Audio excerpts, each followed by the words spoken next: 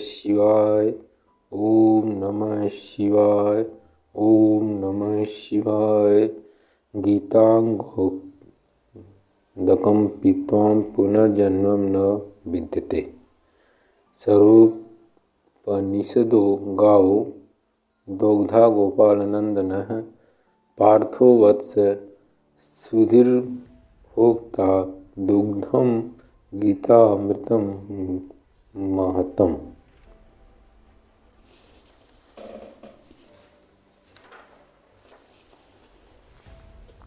संपूर्ण उपनिषदें गौ समान हैं। गोपाल नंदन श्री कृष्ण दूहने वाले हैं, अर्जुन बछड़ा है तथा महान गीतामृत ही उस गौ का दूध है और शुद्ध बुद्धि वाला श्रेष्ठ मनुष्य इसका भोक्ता है।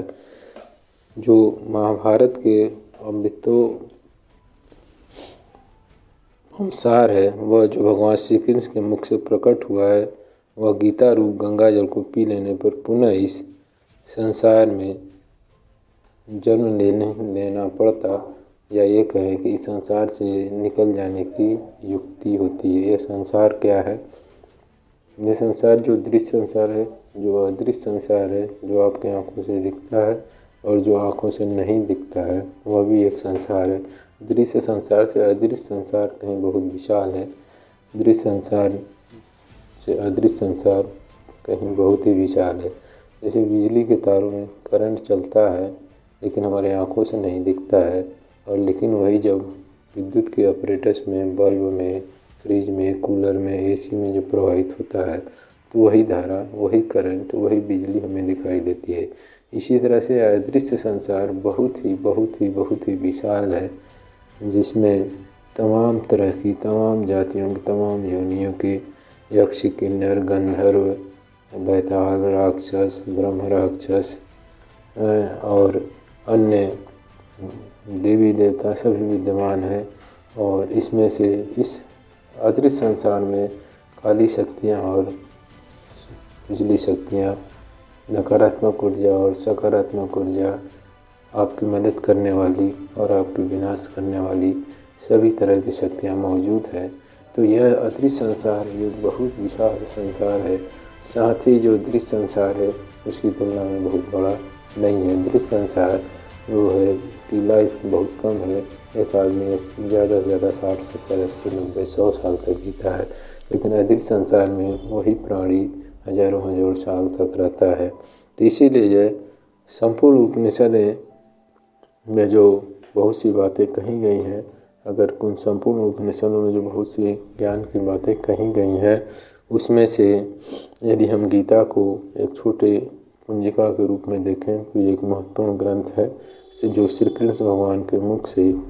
निकला हुआ है। पूर्व में बताया गया है कि श्री कृष्ण नाम का जो स्टेशन बोल रहा था वह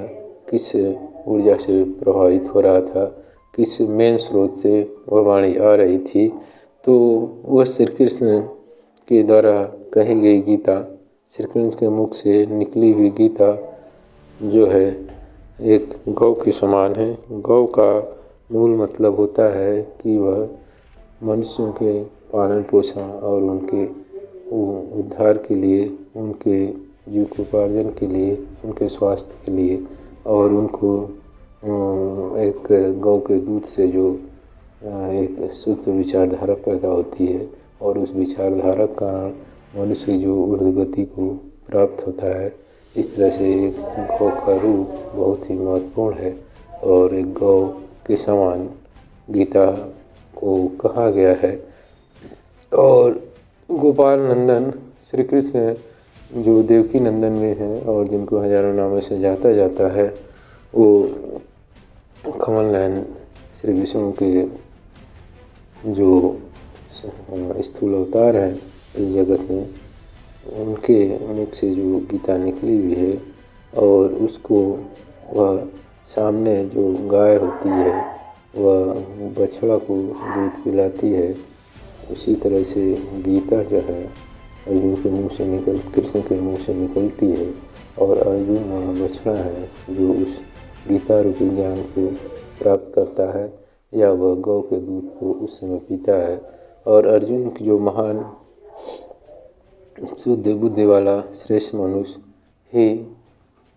बन जाता है। नहीं तो अर्जुन अपनी कर्तव्य से विमुख होकर ज्ञान की बातें करके युद्ध क्षेत्र से भाग रहा था और एक मान सम्मान जो उसके साथ दुष्टों के द्वारा भेदा जा रहा था उसको वो एक तरफ रख के और एक श्रेष्ठ योद्धा होते हुए भी वह अपने पद से विमुख होकर आगे की तरफ जा रहा था। तो यहाँ श्री कृष्ण ने अर्जुन को उस मार्ग पर पुनः लाया जो कि रण क्षेत्र में उसके विरोधियों द्वारा चुनौती के रूप में प्रकट किया जा रहा था और अर्जुन अपने आप को उस जगह से युद्ध से भाग रहा था। और आज जो हम महाभारत देखते हैं उसमें अर्जुन की एक महत्वपूर्ण भूमिका है और यदि अर्जुन अपने युद्ध क्षेत्र से भाग जाता तो शायद पांडव मार दिए जाते या यह भी हो सकता था कि पांडवों को कौरवों की दया पर निर्भर रहना पड़ता। इसी तरह से ऐ मनुष्यों, यदि तुम युद्ध क्षेत्र से भागते हो तो नकारात्मक शक्तियों की दया पर तुम्हें रहना पड़ेगा। तुम सकारात्मक हो और अपने सामने मौजूद चुनौतियों को स्वीकार करो, उस पर कैसे निकला जाए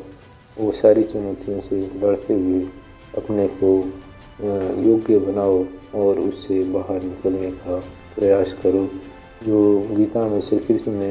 अर्जुन जो दुविधाग्रस्त था, जो चुनौतियों को छोड़कर भाग रहा था और किसी और मार्ग की तरफ जाना चाहता था, संन्यास के मार्ग की तरफ जाना चाहता था, उसको उन्होंने वापस लाया। और संन्यास का मार्ग बहुत अच्छा अपनी जगह पर हो सकता है, लेकिन संन्यास एक तरह से अपने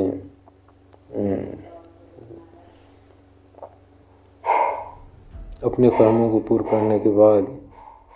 अगर कोई संन्यास ग्रहण करता है तो उसकी संन्यास में एक शक्ति होती है। लेकिन यदि कोई अपने कर्मों से भागकर, समाज के डर से भागकर, चुनौतियों से भागकर यदि संन्यास ग्रहण करता है तो वास्तव में वो संन्यास नहीं है, वो उसके अंदर एक भगोड़ापन विद्यमान रहेगा जो उसको अपनी मंजिल की तरफ नहीं बढ़ने देगा या उसको संन्यास की जो मूल मंजिल मुक्ति उसको प्राप्त नहीं करने देगा, नहीं पहुंच पाएगा। इसलिए आज के सन्यासी जो अपने चुनौतियों से छोड़कर भाग खड़े हुए हैं, अपने सामाजिक दायित्वों से छोड़कर भाग खड़े हुए हैं, उनके अंदर वह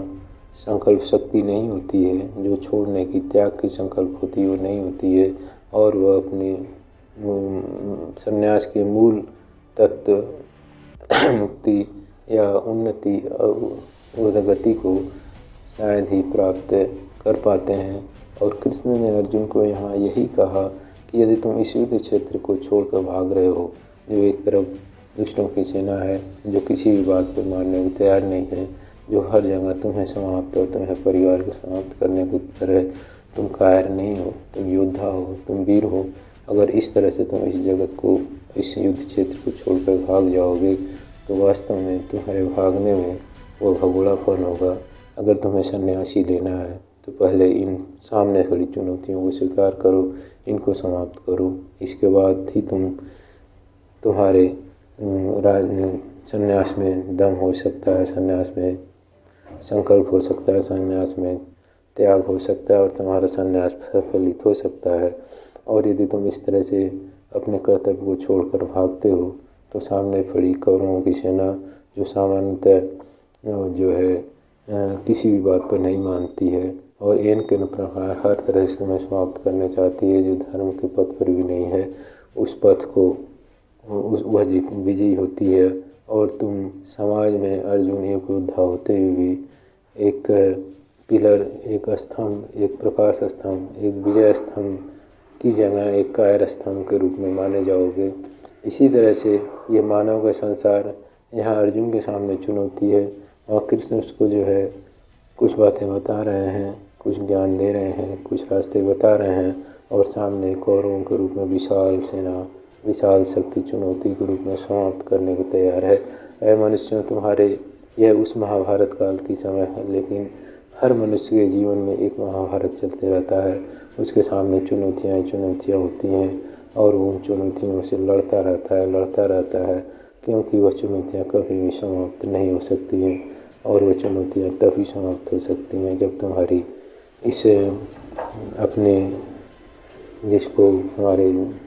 ने कहा है कि तुम अपने उच्चतम से उच्चतम स्थान को प्राप्त कर लेते हो तो चुनौतियाँ कम होती जाती हैं। तुम जिस तरह तक खड़े हो वहाँ पर नकारात्मक और सकारात्मक ऊर्जाओं का अतिशय भंडार है। ये नकारात्मक ऊर्जाएँ जो है तुम्हारे दृश्य जगत में भी हैं और तुम्हारे अदृश्य जगत में भी हैं, और वो चुनौतियाँ तुम्हारे सामने स्वीकार करती रहती हैं। दृश्य जगत की नकारात्मक ऊर्जाएँ, दृश्य जगत के नकारात्मक लोग, दृश्य जगत के नकारात्मक लोग तुम्हें चुनौतियाँ देते हैं और तुम्हें अधोगति की तरफ ले जाना चाहते हैं। और